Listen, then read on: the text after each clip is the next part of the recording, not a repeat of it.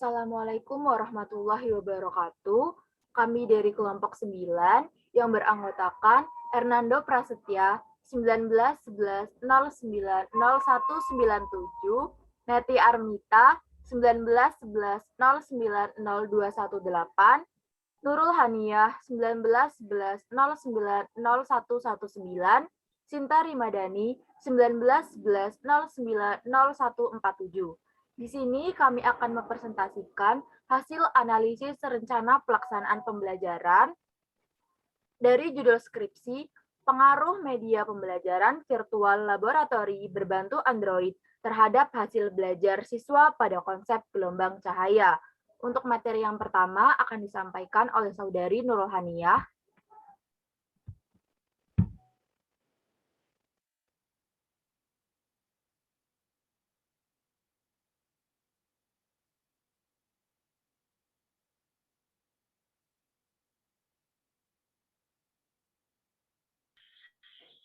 Oke, untuk materi yang pertama yaitu memahami desain pembelajaran. Di sini ada beberapa komponen. Yang pertama, mengapa desain pembelajaran? Semua kita tentu menyadari bahwa suatu pembelajaran yang tidak didesain secara sistematis tidak dapat memperoleh hasil yang maksimal. Desain penelitian ini yang digunakan adalah non-coequivalent control group design dan teknik penentuan sampel berdasarkan teknik purposing sampel. Next.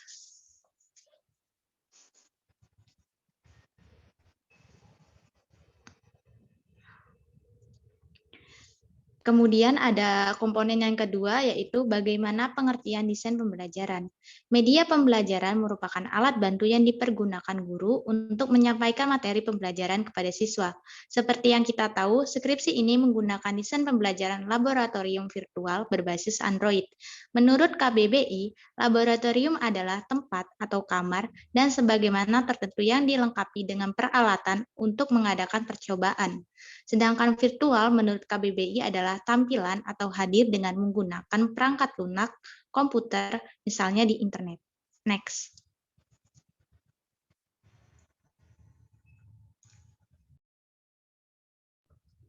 Kemudian komponen yang ketiga yaitu karakteristik pembelajaran. Karakteristik pembelajaran ini dibagi menjadi dua. Yang pertama, desain pembelajaran berpusat pada siswa. Tentunya desain tersebut menggunakan pendekatan pembelajaran berpusat pada siswa, dikarenakan pada dasarnya desain yang digunakan adalah virtual laboratori berbasis Android yang membuat siswa harus memiliki kreativitas dan belajar aktif secara mandiri. Kemudian desain pembelajaran berorientasi dengan tujuan. Pada desain ini ada dua perubahan dari taksonomi Bloom. Yang pertama, perubahan kata kunci dari kata benda menjadi kata kerja. Yang kedua, perubahan hampir pada setiap level, tapi dengan urutan terendah dan hingga yang tertinggi. Next.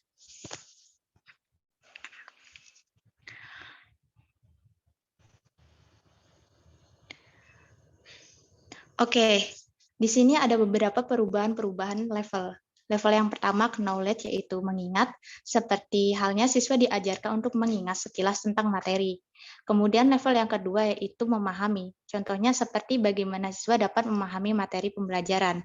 Kemudian level yang ketiga yaitu mengaplikasikan atau menerapkan ke dalam media yang sudah disiapkan oleh pendidik. Kemudian ada level 4, yaitu analisis, contohnya seperti peserta didik melakukan praktikum, maka selanjutnya peserta didik akan menganalisis hasil yang dipraktikkan. Kemudian level yang kelima dinaikkan menjadi level yang keenam. Dan level yang keenam adalah evaluasi. Next.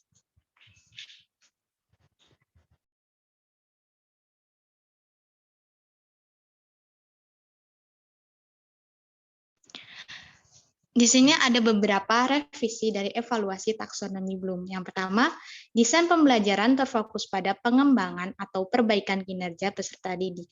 Desain pembelajaran dalam skripsi ini tentu terfokus pada pengembangan atau perbaikan pada peserta didik. Metode penelitian yang digunakan dalam penelitian ini adalah kuasi eksperimen atau eksperimen semu. Kemudian yang kedua, desain pembelajaran menggunakan hasil yang dapat diukur melalui cara yang paling relevan dan dapat dipercaya.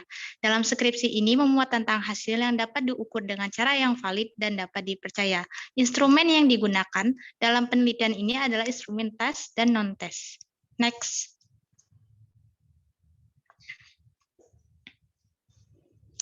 Kemudian yang ketiga yaitu desain pembelajaran bersifat empiris, berulang, dan dapat dikoreksi sendiri. Data merupakan jantungnya proses desain pembelajaran. Dalam skripsi ini, data dimulai sejak analisis awal belajar hingga tahap implementasi. Kemudian yang keempat yaitu desain pembelajaran dalam upaya tim. Untuk skripsi kali ini, peneliti tidak mempunyai tim. Next.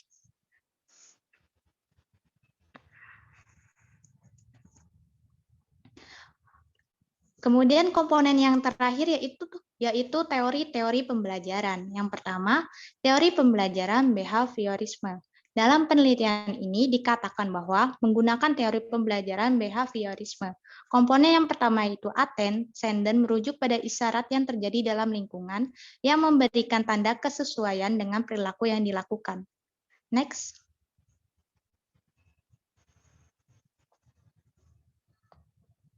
Kemudian teori yang kedua, pemrosesan informasi. Dalam penelitian ini juga mengambil tentang teori pemrosesan informasi. Dikarenakan pembelajaran menggunakan metode percobaan, maka proses input pada pembelajaran yaitu memasukkan informasi dan stimulus dalam memori dilakukan oleh peneliti dengan menjelaskan sedikit tentang materi. Kemudian teori yang ketiga yaitu teori skema dan muatan kognitif. Dalam penelitian ini juga ada beberapa komponen yang memang tidak dilakukan oleh peneliti di dalam skripsi ini. Untuk teori skema, peserta didik memiliki kerangka pembelajaran untuk berorganisasi secara efektif. Next.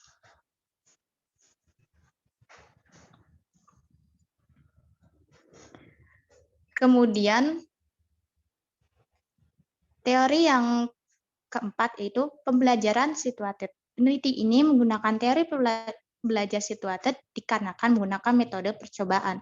Siswa akan dilibatkan dengan siswa lainnya menjadi kelompok kecil untuk melakukan percobaan. Next.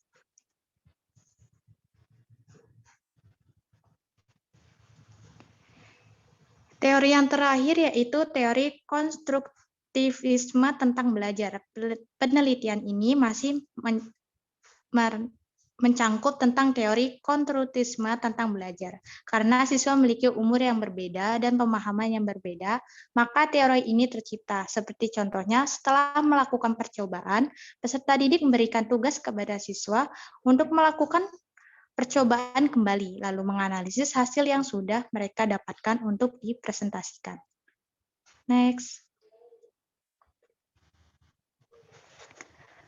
Materi selanjutnya akan dibacakan oleh Sintari Madani. Selanjutnya, mengidentifikasi kebutuhan pembelajaran.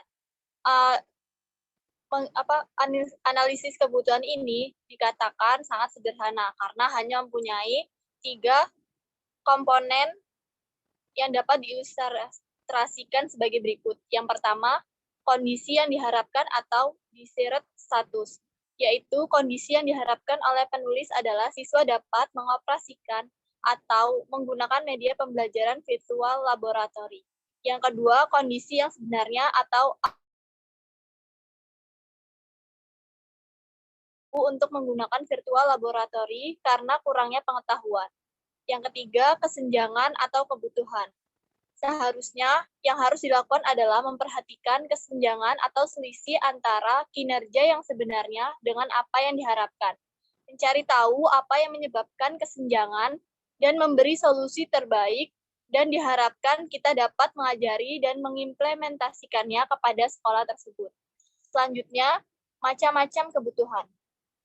Di dalam skripsi ini, penulis menggunakan kebutuhan yang dirasakan atau felt needs, atau yang sering disebut keinginan yang untuk memperbaiki keadaan suatu individu atau organisasi, karena cita-cita penulis ini adalah ingin mengembangkan virtual laboratory dengan harapan bisa membantu proses kegiatan belajar mengajar untuk para guru dan meningkatkan hasil belajar siswa.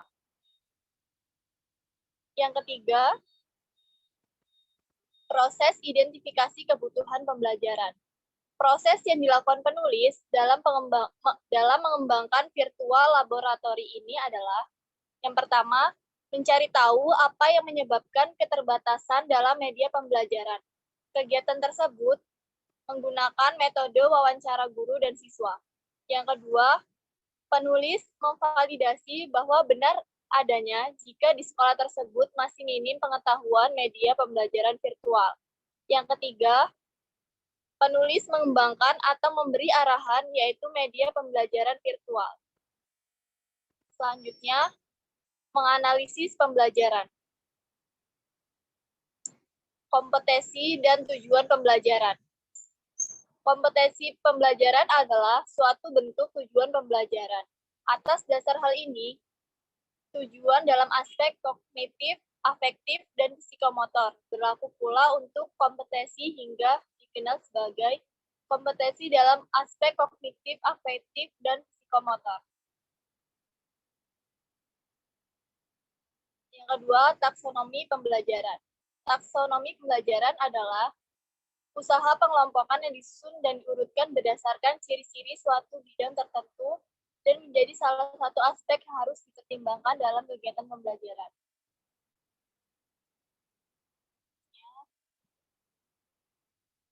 Komponen tujuan pembelajaran. Kita dapat mengklasifikasikan tingkah laku sedemikian rupa sehingga dapat diambil implikasinya yang bermanfaat dalam proses belajar. Yakni menemukan bahwa keterampilan-keterampilan yang diamati sebagai hasil belajar disebut kemampuan-kemampuan atau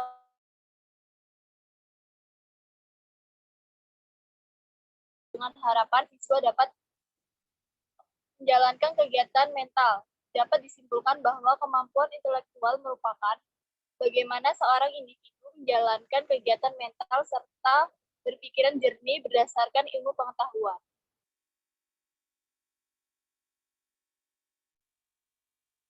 Selanjutnya,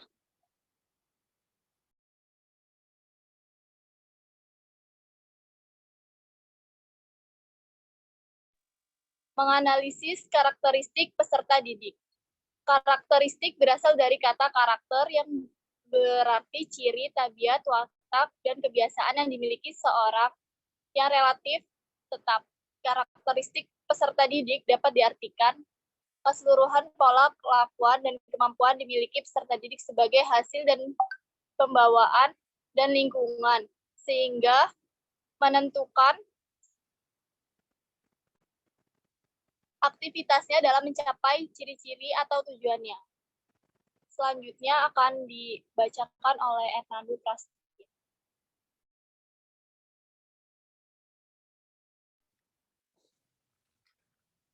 Selanjutnya, merumuskan tujuan pembelajaran. Pengertian tujuan pembelajaran. Dengan kata lain, laboratorium virtual merupakan bentuk tiruan dari sebuah laboratorium IPA yang digunakan dalam aktivitas pembelajaran ataupun penelitian secara ilmiah, guna menekankan sebuah konsep atau mendalami sebuah konsep-konsep IPA. Di dalam laboratorium virtual terdapat beberapa bagian penting antara lain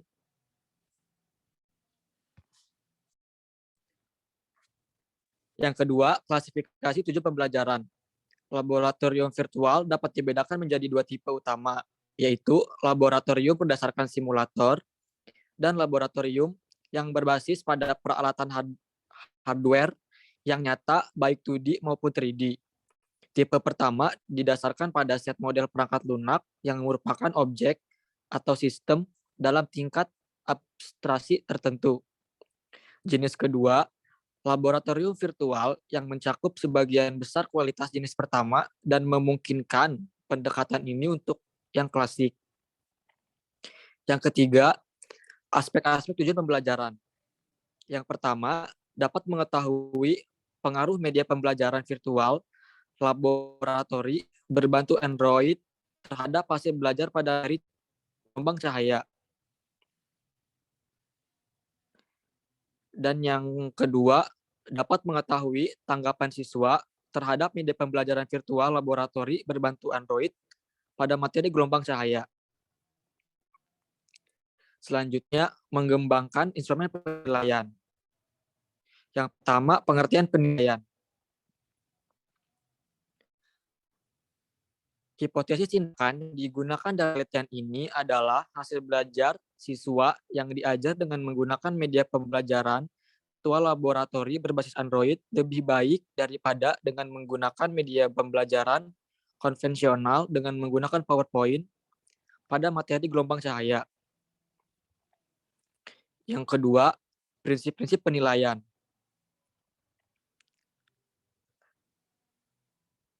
Sebelum diberikan kepada sampel, instrumen tes terlebih dahulu diuji cobakan pada siswa kelas 12 IPA. Uji coba ini dilakukan untuk mengetahui kualitas dari setiap soal. Terdapat 4 kriteria kelayakan, yaitu validitas, reliabilitas, tingkat kesukaran, dan daya pembeda. Yang ketiga, instrumen penilaian. Instrumen penilaian ini dibagi menjadi 2. Yang pertama, kalibrasi instrumen non-tes, dan yang kedua, kalibrasi instrumen tes. Kalibrasi instrumen non-tes yaitu yang pertama, uji validitas, uji reliabilitas, yang ketiga taraf kesukaran, dan yang terakhir daya pembeda. Lalu kalibrasi instrumen tes yaitu angket siswa.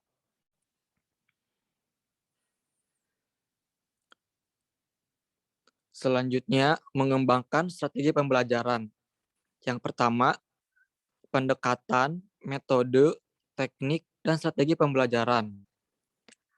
Penelitian ini dilaksanakan di SMA 6 Kota Tangerang Selatan pada siswa kelas 11 semester genap tahun ajaran 2018-2019.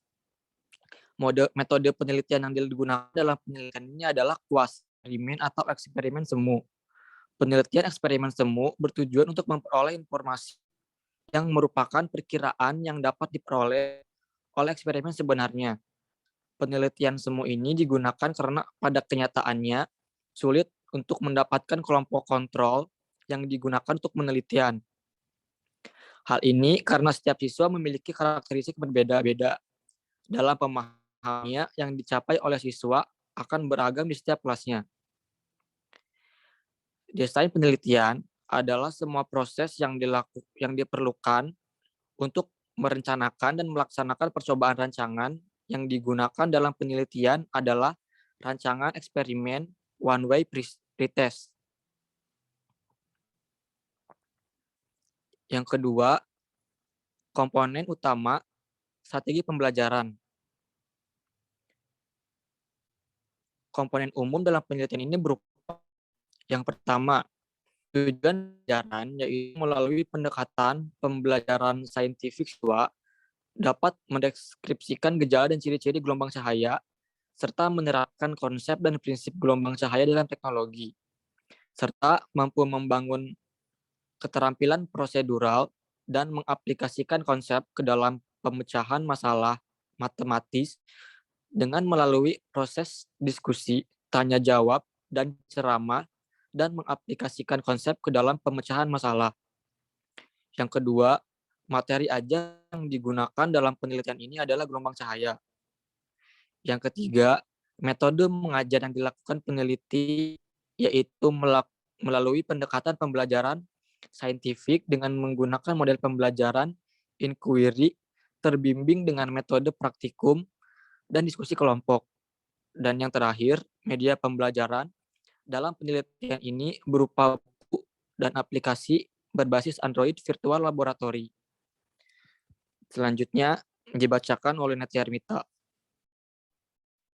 Untuk poin yang ke-9, yaitu mengembangkan bahan pembelajaran. Di sini dibagi menjadi 2. Yang pertama, konsep bahan pembelajaran. Bahan pembelajaran pada penelitian ini yang digunakan adalah buku dengan judul Fisika untuk Sekolah Menengah Atas atau Madrasah Aliyah kelas 11, Peminatan Matematika dan Ilmu-Ilmu Alam, dan menggunakan aplikasi virtual laboratori dengan nama aplikasi VLab Lensa Tipis. Untuk poin yang kedua, jenis-jenis bahan pembelajaran. Jenis-jenis bahan pembelajaran dibagi menjadi 3, yaitu bahan cetak, bahan bukan cetak, bahan cetak, dan bahan bukan cetak. Bahan pembelajaran yang digunakan dalam penelitian ini yaitu berupa bahan cetak dan bahan bukan cetak. Bahan cetak berupa buku dan bahan non-cetak berupa aplikasi virtual laboratory berbasis Android dan presentasi PowerPoint. Untuk poin yang ketiga, langkah-langkah mengembangkan bahan pembelajaran. Peneliti tidak mengembangkan bahan pembelajaran, melainkan menggunakan bahan pembelajaran yang sudah ada. Untuk poin yang ke-10 yaitu mengevaluasi pembelajaran. Evaluasi pembelajaran dalam penelitian ini yaitu hasil belajar siswa yang diajarkan menggunakan media pembelajaran virtual laboratory berbasis Android lebih baik daripada dengan menggunakan media pembelajaran konvensional dengan menggunakan PowerPoint pada materi gelombang cahaya. Peserta didik diberikan sampel instrumen tes terlebih dahulu dan diuji cobakan pada kelas 12 IPA.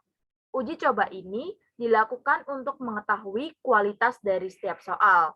Instrumen penilaian dibagi menjadi 2, yaitu instrumen non-tes dan instrumen tes. Dalam penelitian ini juga dilakukan evaluasi oleh ahli media dan ahli materi.